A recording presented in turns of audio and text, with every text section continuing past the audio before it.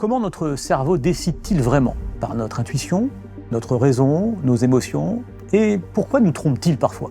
On passe nos journées à décider, des choix simples, d'autres qui engagent toute une vie, et pourtant décider nous fatigue, nous inquiète parfois, nous paralyse même. Pourquoi certaines décisions sont instantanées, d'autres interminables? Est-ce notre raison qui décide? Nos émotions? Ou quelque chose de plus inconscient encore? Je m'appelle Ilias Manos, depuis plus de 30 ans, je suis journaliste. Un jour, mon cerveau m'a obligé à m'arrêter. Depuis, j'essaie de comprendre ce qui se passe en nous, ce qui se joue en nous, nos émotions, nos décisions, nos blocages, nos élans. C'est pour ça que j'ai créé Cognitif. Dans cette émission, je pars de mes propres questions, celles que nous nous posons tous, et je les explore avec des spécialistes pour mieux comprendre comment fonctionne notre esprit et peut-être apprendre à mieux vivre avec.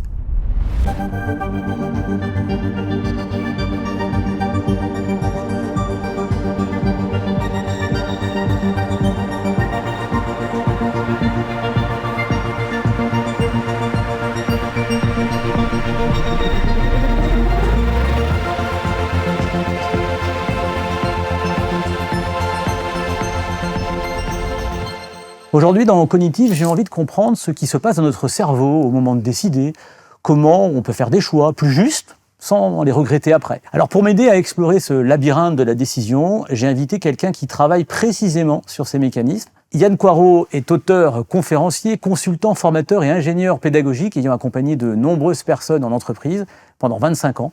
Notamment sur les questions de la prise de décision, mais aussi de la créativité. Pour comprendre comment nous décidons et pourquoi finalement nous nous trompons si souvent, on va parler de tout ça avec Yann.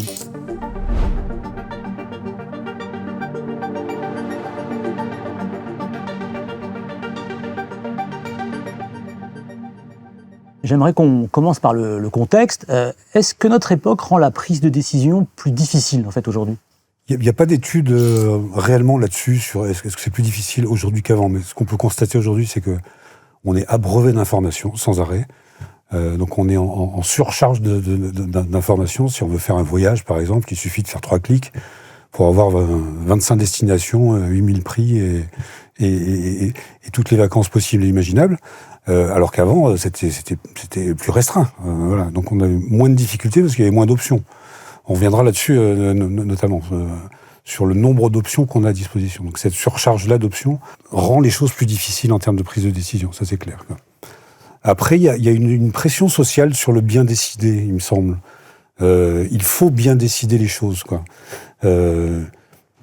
Que ce soit dans l'entreprise ou du côté privé, je ne sais pas ce qui fait ça, en tout cas, mais en tout cas, la vie privée des gens est de plus en plus mise à jour de tout le monde. Et donc, il est bon de dire qu'on a pris une bonne décision, quoi. Voilà. Donc, cette pression-là, sociale, voire quelquefois familiale, ou en entreprise aussi, c'est important de prendre les bonnes décisions en entreprise. On ne peut pas se tromper. Je connais une grande entreprise dont le slogan était « bon du premier coup ». Il y a une pression, en fait, ah oui, permanente. Permanente. Et donc, le droit à l'erreur, en fait, est là aussi, on en parle beaucoup, mais dans la réalité, c'est pas vraiment ce qui se passe, quoi. On n'a pas beaucoup le droit à l'erreur, quoi. Non, c'est parce que dans le mot erreur, il y a ce côté un peu échec. Donc, du coup, on fait plus attention, on est un peu plus angoissé au moment de décider. Oui. Alors, j'ai pas mal étudié ça aussi sur ce qui se passe quand on interprète quelque chose, une pièce de théâtre, une pièce de musique, ou quand on doit présenter un projet, par exemple, devant le board avec tout le monde qui vous écoute. Cette pression-là de bien faire, en fait, entraîne plus d'erreurs que quand on met moins de pression, enfin, ce qui paraît assez logique. Là, sur la prise de décision, c'est la même chose, il me semble. Vraiment. Alors, tu parlais juste au début de ces sollicitations, de cette urgence, on est tout le temps sollicité en permanence. Du coup, ça modifie en fait notre manière de décider au quotidien, en fait. Probablement, ça doit modifier en tout cas le rapport qu'on a à la prise de décision. C'est intéressant de voir que ça c'est apparu. Moi, j'ai travaillé 25 ans dans un cabinet de formation. Je me souviens qu'il y a 20 ans, on avait une session qui s'appelait prise de décision. Bon. Et quand j'ai pris le contenu de cette formation-là, c'était uniquement des méthodes de prise de décision rationnelle. Donc les options, les critères, analyse multicritères, on pondère les critères, enfin on fait tout un tas de trucs très objectif pour prendre les décisions. Après, donc on voit que ça a un petit peu changé depuis, notamment avec des recherches en termes de neurosciences. Mais oui, notre rapport à la prise de décision a changé par le contexte et, il me semble aussi, par la prise en considération de l'émotion qui fait partie de la prise de décision, qui aujourd'hui est acceptée en fait. C'est accepté parce que scientifiquement ça a été démontré. Donc aujourd'hui, rares sont ceux qui disent non, la prise de décision c'est entièrement rationnel. Il y a quand même une chaire à HEC qui est une chaire de la prise de décision. On en parlera d'ailleurs plus en détail tout à l'heure du rôle des émotions, parce qu'il n'y a pas de décision sans émotion finalement. Non, c'est ça. Mais non. C'est ça, exactement. Mais finalement, tu en as un peu parlé tout à l'heure aussi, finalement, dans la société dans laquelle on vit aujourd'hui, on a une multitude de choix. On va au restaurant, le menu, ils sont hyper remplis, il y a plein de choses. On va sur Internet, on est tout le temps sollicité, tout le temps. Et donc, du coup, qu'est-ce que ça a comme conséquence? Parce que du coup, c'est ça qui noie un peu et qui nous empêche de bien décider. On croit qu'on a l'embarras du choix, c'est génial, mais finalement, non, c'est pas si bien que ça. Non, parce que ça provoque quelque chose dans le cerveau qui est pas favorable, en fait, à la prise de décision. Parce que qu'est-ce qui se passe dans notre cerveau, concrètement, là, on prend des décisions au quotidien. Ouais. Qu'est-ce qui se passe si on rentrait à l'intérieur du cerveau? Qu'est-ce qui se passe au moment où j'ai besoin de décider? Parce que finalement, je crois qu'on décide à peu près 35 000... On prend 35 000 décisions par jour. C'est ce que, il y a une étude d'Harvard qui date de 2023 et qui a fait une estimation à 35 000 décisions par jour. C'est énorme, en fait. Et on ne parle pas des décisions automatiques. Alors vous dites des décisions réfléchies, c'est-à-dire celles où on... Oui, je ne parle pas des décisions automatiques de est-ce que j'avale maintenant, est-ce que j'avale après, par exemple. Ça, c'est une décision, mais c'est l'organisme qui le fait tout seul. Donc celles auxquelles on pense, celles qui... Voilà, c'est ça. D'accord, 35 000 par jour. 35 000. Est-ce que je prends le tramway, est-ce que je prends le bus, est-ce que je prends celui-là, est-ce que je prends le suivant tout ça, ce sont des décisions qu'on prend au quotidien. Quoi. Voilà. Alors, il se passe quoi dans notre cerveau si on devait rentrer... dans ton cerveau, dans mon cerveau, dans le cerveau de ceux qui nous regardent, qu'est-ce qui se passe au moment où on décide? C'est passionnant parce que les neurosciences nous ont donné l'occasion de décortiquer ce truc-là. Ça se passe en 3 étapes, en fait. La première des étapes, c'est l'élaboration des options possibles. Plus on a d'options et plus c'est difficile, parce que cette première option-là est ralentie, évidemment. Et on aurait peut-être plutôt tendance à aller chercher des options qu'on a déjà vécues parce qu'on est sécurisé sur ce truc-là. Oui, parce que notre cerveau, il va économiser moins de temps, il va économiser de l'énergie. C'est ça qu'il cherche à faire. Il cherche à économiser de l'énergie. Je l'ai déjà vécu, ou c'est rassurant, c'est mieux. C'est ça, ouais. Même si cette option-là n'était pas terrible, pour autant, s'il n'y a pas eu de catastrophe, on va reproduire le même schéma. Bon. Donc il élabore les options. La deuxième étape, il fait le choix, en fait. Donc il élimine, c'est intéressant, il semble éliminer les plus mauvaises options. Et une fois qu'il a fait ça, c'est comme s'il les balançait à la poubelle, en fait. Et il vide la corbeille au fur et à mesure. Ce qui est un peu délicat, parce que il fait ça assez vite et assez tôt, et peut-être quelquefois trop vite. Et donc quand on veut revenir sur, finalement, est-ce que c'était bien la voiture que j'ai achetée, je me souviens plus quel autre modèle j'avais en tête, et le cerveau ne se souvient quasiment même plus, en fait, du modèle qu'il avait imaginé, quoi. Donc il purge en permanence les options qu'il ne retient pas. Et donc il fait le choix à ce moment-là sur la deuxième étape. Et ce qui est super intéressant, c'est lors de la troisième étape, il se projette dans le futur. On a là dans la tête une formidable machine à explorer l'avenir, en fait. Il se projette dans le futur en disant « Ok, j'ai choisi telle voiture, qu'est-ce qui va se passer, en fait ? Est-ce que je vais être content? Est-ce que je vais pas être content? Est-ce que mes enfants vont être contents? Est-ce que mes amis vont me dire, oh là là, la belle voiture que t'as? Est-ce que dans 10 ans, je vais être content toujours d'avoir la même voiture? Et là, il analyse, en fait, il prédit en fonction aussi, j'imagine, de l'environnement, de notre famille, de notre entourage, ce qui pourrait déduire de la réponse de la décision qu'on va prendre. Tout à fait. En fonction de ça, en fait. Tout à fait. Et donc c'est extraordinaire. Donc on pense que ce qu'on appelle l'intuition vient notamment, on reviendra là-dessus, mais l'intuition probablement vient de là. Les intuitifs savent prédire l'avenir plus facilement que d'autres. Les rationnels peut-être un peu moins. Si on sépare la population dans ces 2 grandes familles, ce qui est pas vrai, mais bon, ça simplifie le schéma en tout cas. Donc ça, c'est ce qui se passe en fait, sans qu'on y prête attention. En permanence, c'est ça. Ah ben non, ouais. Mais alors, du coup, qu'est-ce qu'il faudrait faire pour prendre la meilleure décision? Ça veut dire, il faut se poser à chaque fois, quand on fait quelque chose, se dire, je sais que ça marche comme ça. Donc, je pense notamment, quand vous disiez, il élabore des théories, des choix en fonction de ce qu'il a déjà fait. Mais en fait, moi ça me fait penser à... Je me dis, là, il est en train de me dire, en gros, c'est normal que je fasse les mêmes erreurs, parce qu'en fait, il va me proposer les mêmes choses. S'il se rassure parce que j'ai déjà vécu, il va me reproposer la même chose parce que c'est un truc qu'il a déjà vécu et qui le rassure finalement. Donc je vais faire les mêmes erreurs ou prendre les mêmes décisions. La bonne décision, c'est celle qui nous va bien en fait. Qui va bien pour notre bien-être, qui va bien pour notre santé mentale, qui va bien pour nos critères de décision en fait. Et là, on est en capacité de pas reproduire des erreurs parce qu'on se sera dit ah mince, cette voiture, j'aurais jamais dû l'acheter en fait. Et donc d'être capable de se faire un feedback par rapport à sa décision en disant mais t'es le pire des imbéciles d'avoir choisi ce truc-là, c'est déjà un bon moyen de ne pas reproduire les mêmes erreurs. Donc oui, il est possible de reproduire les mêmes schémas, mais il est aussi possible de les contrecarrer et d'aller chercher la décision qui fera du bien à notre cerveau, en fait. Si je te comprends bien, ce qu'on peut faire, c'est, dans certains cas, prendre le temps de se poser et avoir connaissance de tous ces processus mentaux pour prendre la meilleure décision qui soit, la meilleure décision possible, finalement. Il a été démontré que la grande majorité sont des décisions qui sont prises de manière inconsciente. 80%. Alors 80%, c'est un chiffre que j'ai vu aussi, mais j'ai vu des études récentes et des chercheurs disent qu'aucune décision n'est prise sans avoir de contribution initiale de l'inconscient. C'est-à-dire que l'inconscient commence à nous balancer des choses. À ce moment-là, soit on reprend la main, soit on ne reprend pas la main. Il y a eu des études, je crois aussi, avec, je crois que c'était un scientifique, Benjamin Libet, qui avait démontré que quand on fait une action, elle a été programmée dans le cerveau déjà quelques secondes avant. C'est-à-dire qu'avant même de prendre la tasse sur la table, le cerveau le sait avant même qu'on le fasse. Oui, tout à fait. Oui. Alors, tu parlais des biais.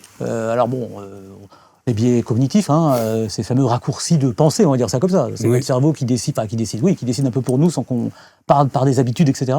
Tu parlais, il y a plein de biais alors qui rentrent en compte dans les prises de décision, justement. Tu peux nous en parler un peu, qu'on ait une idée Alors, les biais cognitifs en tout, je ne sais plus, il y en a 256, donc on va évidemment pas tous les citer. Je pense que pour chacun... Mais en tout cas, ceux qui rentrent dans le cadre de la prise de décision, en fait. Oui, c'est ça. Et donc, pour ceux qui rentrent dans le cadre de la prise de décision, on parlait du biais de confirmation, donc attention à ça, parce que toute la recherche va essayer de confirmer le choix initial que notre inconscient nous a envoyé. Il y a le biais de l'élan vital. J'aime beaucoup celui-là. J'avais lu une étude faite par un chercheur israélien, je crois. Il a observé en fait des tirs de penalty au football. En gros, dans le tiers des cas, le joueur tire à gauche.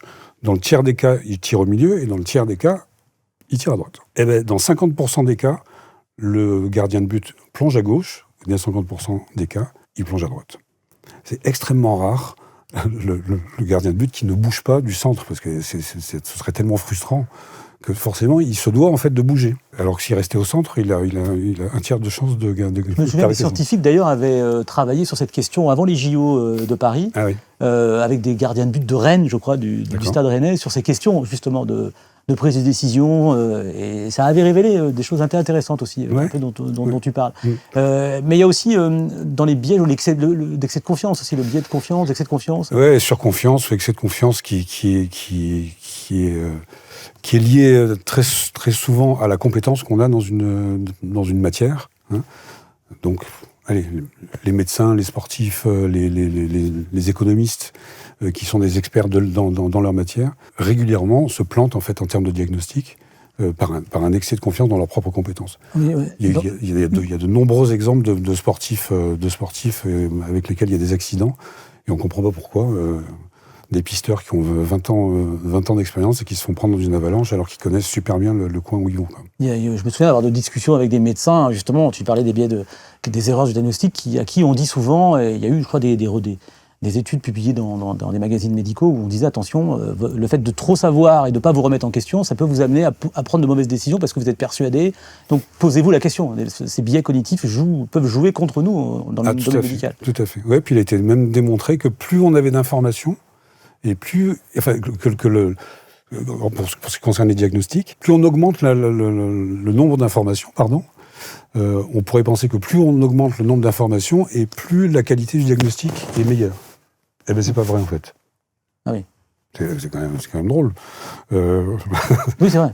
C'est quand même assez étonnant. Mais finalement, avec quelques informations pertinentes, un bon médecin, qui soit d'ailleurs étudiant ou qui soit un grand expert, est capable de prendre les bonnes décisions et avoir un bon diagnostic. On parle de nos prises de décision, la manière dont on prend nos décisions au quotidien. Avec toi, Yann Coirot, tu es auteur, tu as écrit un livre sur les 5 clés pour prendre les bonnes décisions. Dans ton livre, il y a quelque chose qui m'a frappé, c'est un exemple qui m'a vraiment frappé, c'est le cas d'Eliot. Alors il a été étudié, c'est un patient qui avait été étudié, je crois, par un psychiatre portugais, je crois, Damasio. Damasio, oui. Est-ce que tu peux nous en parler, parce que ça m'avait fasciné, parce que là on parle des émotions directement dans le rôle des décisions. Oui. Alors le cas d'Eliot, c'est le cas d'une personne qui était suivie donc par ce psychiatre Damasio et dont l'histoire est la suivante. Il a une tumeur au cerveau, une opération chirurgicale est décidée. L'opération chirurgicale réussit, c'est-à-dire qu'ils arrivent à enlever la tumeur, a priori sans lésion sur le cerveau. Et quelque temps après son opération, Eliot dérape, il perd son travail, il divorce, il lui arrive tout un tas de catastrophes comme ça. Et c'est à ce moment-là que Damasio le rencontre, en fait. Parce que ça va pas, quoi. Ça va pas. Damasio s'aperçoit qu'il est incapable de prendre quelque décision que ce soit. C'est-à-dire, le matin, pour arriver à s'habiller, il était incapable de faire le choix du vêtement qu'il allait porter. Au restaurant, c'était catastrophique, il pouvait pas choisir les plats. Pour choisir son itinéraire, c'était au quotidien, c'était un enfer pour lui, vraiment. Et pour autant, il n'avait pas de baisse de quotient intellectuel. Pour faire des calculs, enfin dans son travail, ça allait, quoi. Sauf qu'il était incapable de prendre quelque décision que ce soit au quotidien. Et Damasio a démontré que c'était une zone du cerveau qui avait été touchée, qui était en partie le siège des émotions. C'est l'amygdale, c'est ça? Oui, c'est l'amygdale, c'est ça. Et donc il y a une partie amygdale plus le réseau qui en plein centre du cerveau. Voilà, enfin, c'est ça, très profondément ancré. Qui joue le rôle émotionnel, voilà, c'est ça. C'est ça, ouais. Et donc ça avait été touché, alors pas de manière directe, mais de manière indirecte. Donc ça se voyait pas forcément juste après l'opération. Mais donc il était dans l'incapacité de prendre des décisions. Et donc Damasio l'a défendu pour qu'il ait au moins une pension, parce qu'il était à la rue, le type. Enfin, c'était une catastrophe pour lui. Bon. Et donc ce cas-là est resté emblématique parce que Damasio a démontré que les émotions étaient indispensables à la prise de décision. Sans émotion, on ne peut pas prendre de décision. C'est lui l'inventeur de ce qu'on appelle les marqueurs somatiques. Dans le processus de décision dont on parlait avec l'élaboration des options, l'élaboration des options vient notamment parce qu'on va aller chercher des choses qu'on a déjà vécues et qui sont liées aux émotions qu'on a ressenties à ce moment-là. On s'est planté dans une décision, on va chercher le truc, on dit bon, cette option-là, je la prends pas. Voilà.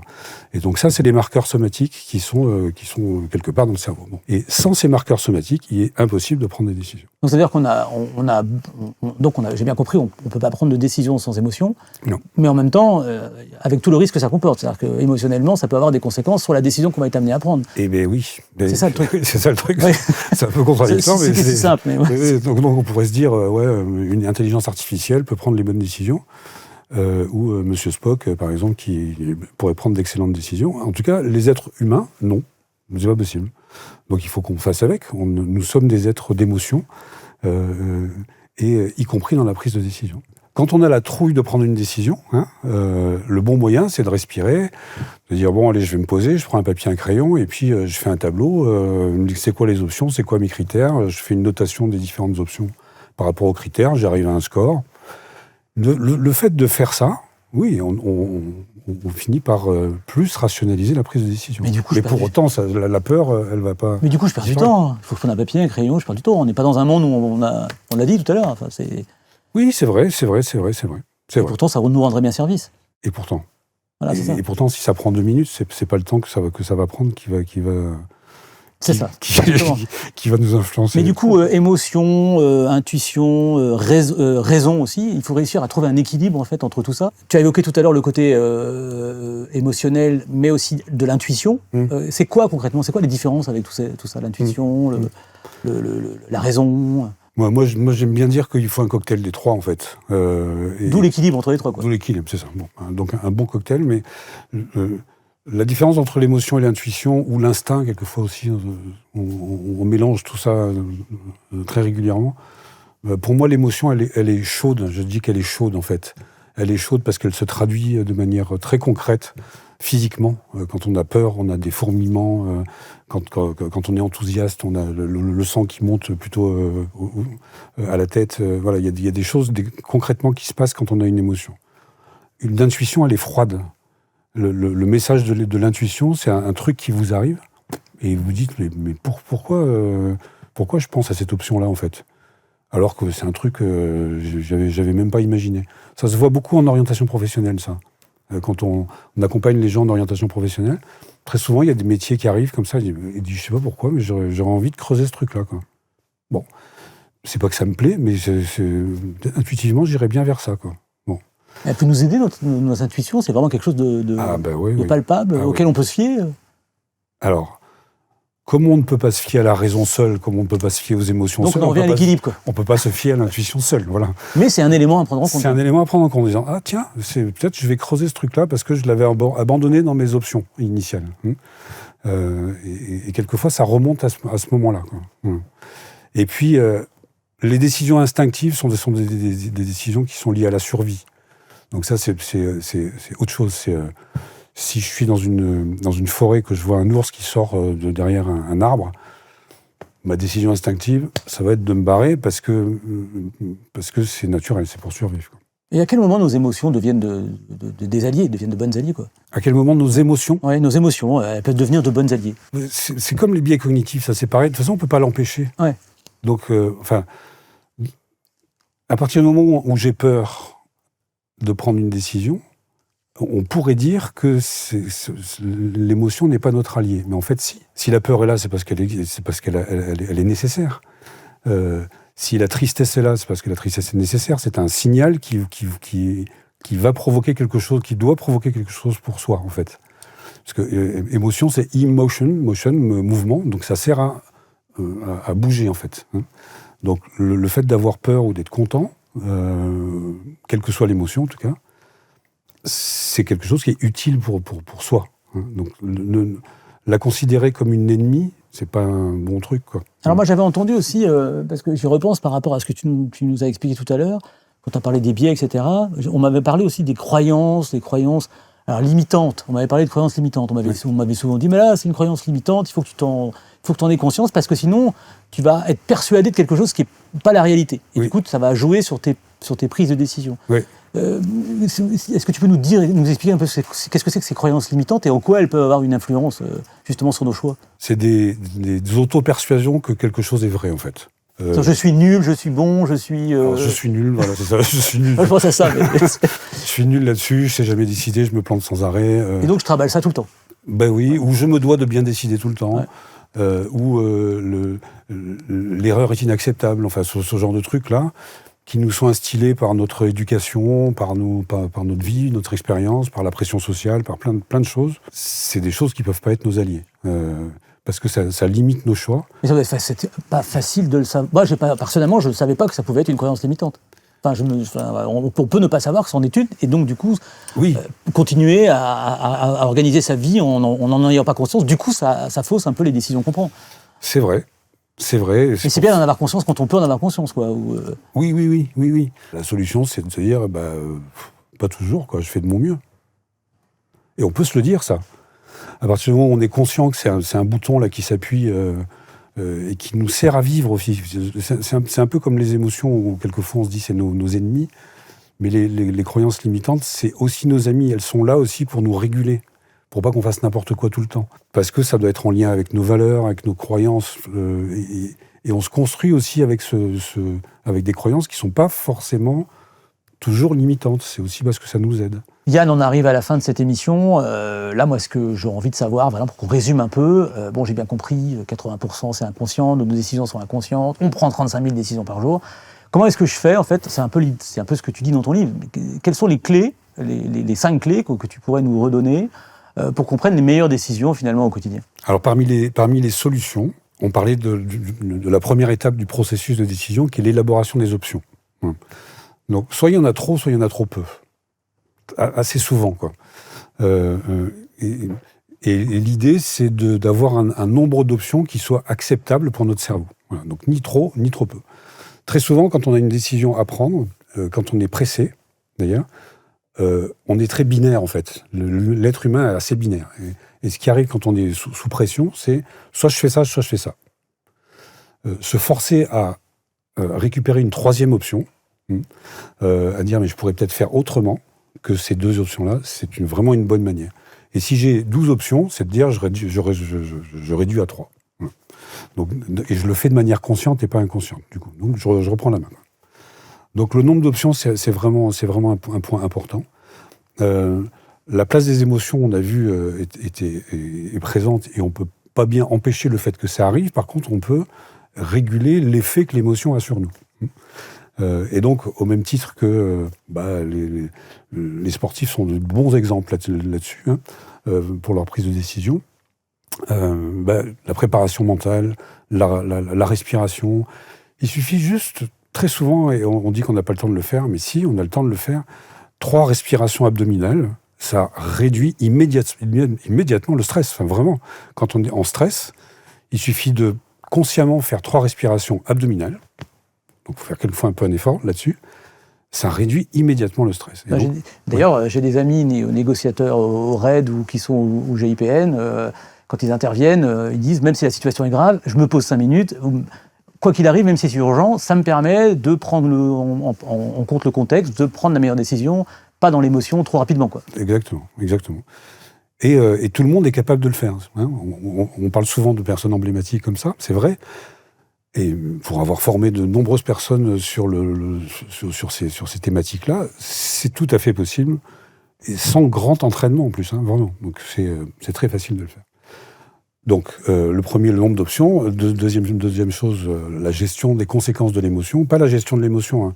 Cherchons pas à devenir joyeux alors qu'on est triste, ça marche pas. Mais plutôt les conséquences. La troisième clé, de mon point de vue, c'est plus l'enjeu est fort et plus on se doit de demander l'avis d'un ami. Voilà. Prendre des décisions seul, c'est aller toujours vers les mêmes biais que nous, c'est de reproduire les mêmes erreurs. Donc demander l'avis d'un ami. On appelle un ami. On appelle un ami, c'est ça. Allô, et souvent un ami qui n'a pas forcément les mêmes avis que vous, quoi. C'est mieux, ça évite d'être... mieux. Et c'est tout le problème que posent les réseaux sociaux, d'ailleurs. Oui. On reste dans la même sphère, dans la même bulle, quoi. Exactement, c'est ça. Or, on a besoin d'avoir quelqu'un qui a une vue un peu différente et qui vient un peu nous contredire dans nos manières de voir. Si vous êtes très très rationnel, allez demander à un copain qui est plus artiste. C'est un peu schématique ce que je dis, mais c'est d'aller dans d'autres sphères pour dire si tu étais à ma place, qu'est-ce que tu prendrais comme décision, quoi. Voilà. Donc ça me semble important. Alors quatrième ensuite.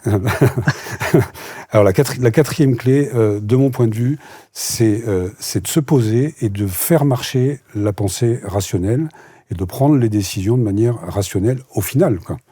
Et donc, j'en ai parlé tout à l'heure, c'est prendre un bout de papier, 3 options, 3 critères, on note les options en fonction des critères, on fait le total, on regarde ce que ça donne. Si on n'est pas content, on change nos critères ou on change les pondérations. On peut faire plein de choses comme ça, assez facilement, qui permettent de faire ça. L'analyse des risques qui fait partie des prises de décision rationnelles, c'est quel risque j'ai à prendre cette décision. Ben, c'est facile à faire, ça. Est-ce que j'ai un risque financier? Est-ce que j'ai un risque technique? Est-ce que j'ai un risque... Voilà. De le quantifier, de le mesurer, voir si on n'est pas dans l'excès aussi. Si on n'est pas dans l'excès, ça permet vraiment de prendre du recul par rapport à ça. Et de mon point de vue, la dernière clé, c'est de se dire, quoi qu'il arrive, qu'on est en capacité de reprendre la main sur des décisions, tu le disais tout à l'heure, où on dit, mais c'est pas moi qui décide. Si, c'est nous qui décidons. Voilà. Et quand on dit c'est nous, notre inconscient, il fait partie de nous. Mais c'est nous ensemble, quoi. C'est toutes les composantes de mon esprit, etc. Oui, l'inconscient, c'est pas une autre personne que nous. C'est nous. Et heureusement qu'on a une grande majorité de nos actions qui sont faites par l'inconscient, parce que sinon, ce serait infernal. Ce serait infernal. Mais se dire que on peut reprendre la main, ne serait-ce qu'en 30 secondes, pour prendre la bonne décision, y compris de manière intuitive, en ayant capté quelque chose dans une situation qui nous fait dire « Allez, il faut que je fasse ça ». Ça a été évoqué dans un bouquin de Gary Klein qui s'appelle « Intuition at Work », qui est super intéressant, qui a été un peu décrié d'ailleurs aux États-Unis quand il est sorti, puisqu'il est allé interviewer des gens qui devaient prendre des décisions hyper rapidement dans leur domaine, des urgentistes, des pompiers, des infirmières.